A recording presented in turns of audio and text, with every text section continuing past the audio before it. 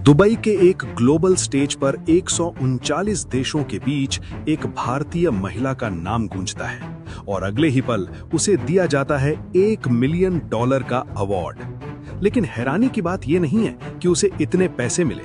हैरानी की बात यह है कि उस महिला के पास ना कोई बड़ा स्कूल था, ना कोई यूनिवर्सिटी डिग्री की लंबी लिस्ट और ना ही वो किसी सरकारी सिस्टम का हिस्सा थी। फिर भी उसने ऐसा क्या किया कि 5000 से ज्यादा नॉमिनेशंस में से सिर्फ उसी को चुना गया। उसने ना स्कूल बनाया बल्कि पूरा शहर ही स्कूल बना दिया। आज की कहानी उसी भारतीय महिला की है जिसने ये साबित कर दिया कि अगर सिस्टम काम नहीं करता तो सिस्टम के बाहर जाकर भी इतिहास लिखा जा सकता है। ग्लोबल टीचर प्राइज दुनिया के सबसे प्रतिष्ठित अवार्ड्स में से एक है, जहां हार्वर्ड और ऑक्सफोर्ड जैसे संस्थानों से जुड़े लोग आते हैं। हर साल हजारों टीचर्स और एजुकेटर्स इसमें नॉमिनेट होते हैं और उनमें से सिर्फ एक को मिलता है ये सम्मान। जब इंडिया की इस महिला का नाम अनाउंस हुआ तो वो सिर्फ एक जीत नहीं थी, ये एक आइडिया की जीत थी। एक ऐसा आइडिया जो कहता है कि एजुकेशन 4 दीवारों में नहीं, माइंडसेट में होती है। लेकिन असली सवाल अब भी वही है, आखिर उसने किया क्या था? ये कहानी किसी एसी क्लासरूम से शुरू नहीं होती। ये शुरू होती है उन बस्तियों से जहां बच्चे स्कूल जाने के बजाय या तो कचरा बीनते थे या छोटे मोटे काम में लग जाते थे।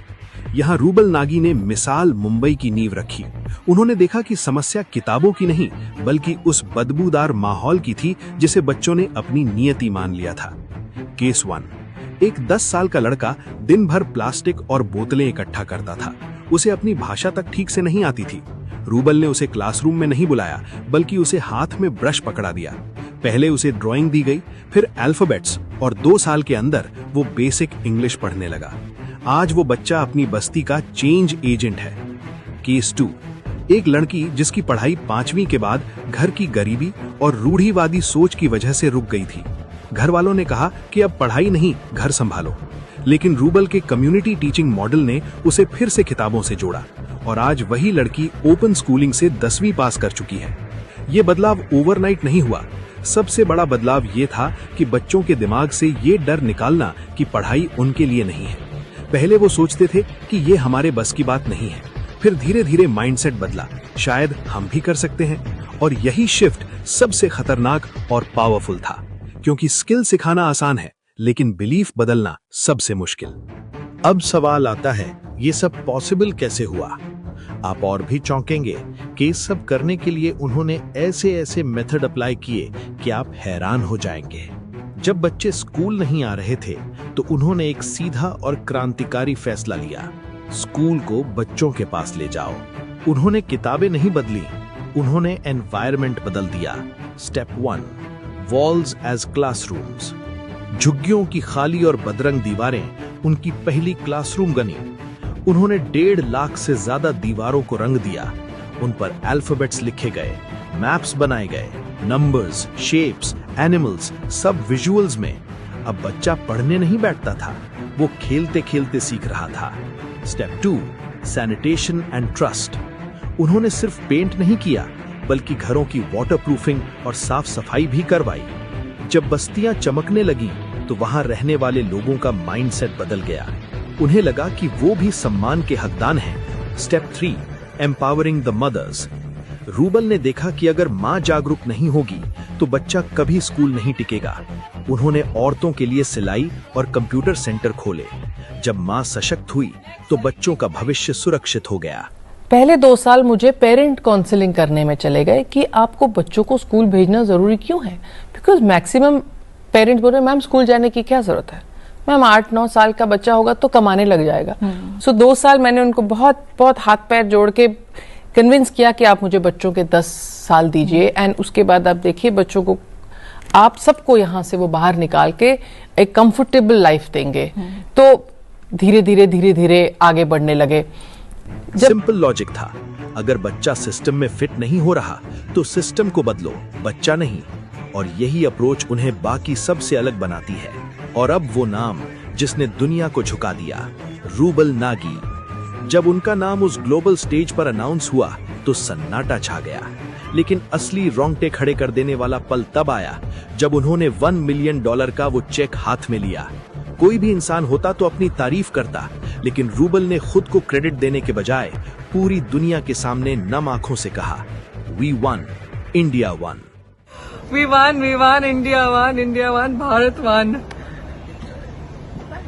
This is win of all my bachas, my kids, my family, my country. उन्होंने अपनी बरसों की मेहनत को एक पल में अपने देश के चरणों में रख दिया। ये लाइन स्क्रिप्टेड नहीं थी, ये सीधा दिल से आई थी। और यही रीजन है कि ये जीत सिर्फ उनकी नहीं लगी, पूरे देश को अपनी लगी। खुद को जीरो बनाकर अपने देश को हीरो बनाना ही एक सच्चे लीडर की पहचान है। रूबल नागी की कहानी किसी मजबूरी से नहीं, बल्कि एक बहुत बड़े त्याग से शुरू हुई थी। वो एक सफल सोशल एक्टिविस्ट, स्कल्प्टर और आर्टिस्ट थीं। उनकी बनाई कलाकृतियां मुंबई की सबसे महंगी गैलरीज और आलीशान होटल्स में लाखों में बिकती थीं। उनके पास शोहरत थी, पैसा था और एक आरामदायक जिंदगी थी। लेकिन उन्होंने एक चीज देखी, इंडिया के उन बच्चों की रियलिटी जिन्हें सिस्टम इग्नोर कर चुका था। उन्होंने देखा कि उनकी आर्ट सिर्फ अमीरों के ड्राइंग रूम की शोभा बढ़ा रही है, जबकि बाहर बच्चे कीचड़ में भविष्य ढूंढ रहे हैं। यहीं से डिसीजन आया, कंफर्टेबल लाइफ छोड़कर ग्राउंड लेवल पर काम करने का। उन्होंने अपनी ब्रश की ताकत को गैलरी से निकालकर बस्ती की दीवारों पर उतार दिया। कोई बड़ी सरकारी फंडिंग नहीं, कोई मैसिव इंफ्रास्ट्रक्चर नहीं, बस एक सिंपल शुरुआत, एक दीवार और कुछ रंग। तो जब हमने ये बड़े बड़े मैग्नानिमस म्यूरल्स कर दिए, दीवारों पे पेंट कर दिए, जब मैंने पहला म्यूरल ड्रॉ किया तो 10-20 बच्चे खड़े थे, दूसरा किया तो थोड़े और, तीसरा किया तो 200 के ऊपर बच्चे झुंड बना के खड़े थे, देख रहे क्या हो रहा है। हाँ। फिर एक बच्ची छोटी आई, मुझे बोली, अरे मैम ये तो वो है ना मैम, ऐसे पानी अगर हम नलका टाइट से बंद कर दे तो पानी नहीं गिरेगा, पानी बचेगा। मैम देखिए फिर कितना अच्छा होगा, हमारे घर में ज्यादा पानी आएगा। So these ideas started coming from children. So then we replicate this model in all the schools. फिर हमने स्कूल के जो हमारे रूम्स हैं जिनमें हम क्लासेस देते थे, उनको हमने बहुत ब्यूटीफुली पेंट कर दिया। ये जो हमारे आर्ट फॉर्म था, आर्ट बेस्ड एजुकेशन थी, ये एक लिविंग टेक्स्ट बुक बन गई। उन्होंने अपनी कला को ही अपना हथियार बना लिया। एक पेंट की बाल्टी से अगर कोई इंसान हजारों बच्चों की जिंदगी बदल सकता है, तो प्रॉब्लम रिसोर्सेज की नहीं है, प्रॉब्लम सोच की है। रूबल नाजी ने साबित कर दिया कि बदलाव के लिए किसी बड़ी परमिशन की नहीं, सिर्फ एक नेक इरादे की जरूरत होती है। अब सवाल सीधा है, तुम सिस्टम को ब्लेम करते रहोगे या अपने लेवल पर कुछ बदलोगे? अगर ये कहानी तुम्हें रियल लगी और तुम्हारे दिल के किसी कोने को छुआ है, तो इसे यहीं मत छोड़ो, क्योंकि इंस्पिरेशन का कोई मतलब नहीं अगर एक्शन ना आए। इस भारतीय बेटी के जज्बे के लिए एक लाइक तो बनता है। इस वीडियो को इतना शेयर करो कि हर उस इंसान तक पहुंचे जो हार मान चुका है। और ऐसी ही रोंगटे खड़े कर देने वाली कहानियों के लिए अभी सब्सक्राइब करें, क्योंकि जब भारत का हर नागरिक जागता है, तभी देश बदलता है। जय हिंद। मेरा ये सपना है एज अ इंडियन कि हमारे कंट्री का हर बच्चा, हर बच्ची शिक्षित हो। India to be 100% literate country is my dream, and I think हम सब मेहनत करते रहेंगे अपने आखिरी सांस तक, that हम ये इसको बहुत जल्दी अचीव करेंगे।